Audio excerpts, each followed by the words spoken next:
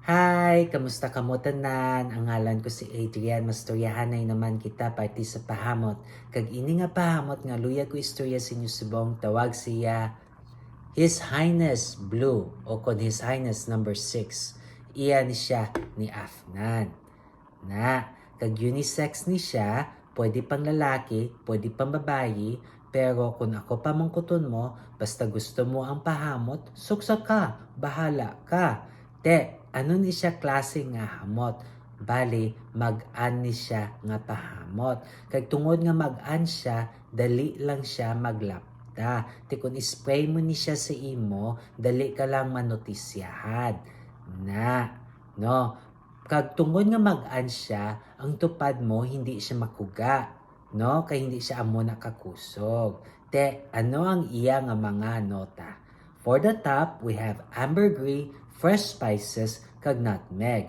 Ang ambergris amo na ang gadakop sang iya nga hamot para hindi siya sado maglapta kag magdugay siya, no?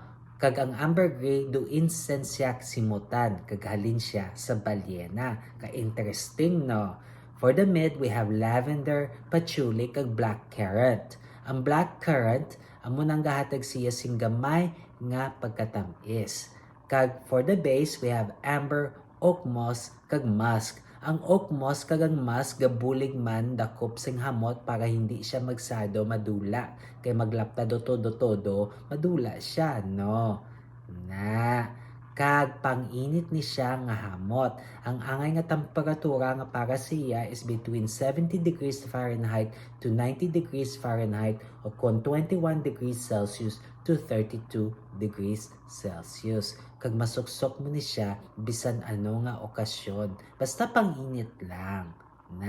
Kung namian ka mo sini nga pahamot, pabalaan nyo lang ko. Kag kung may iban pa ka mga pahamot nga luyag istorya sa akon, ibili nyo lang sa comment section. Sa daso naman, bye-bye!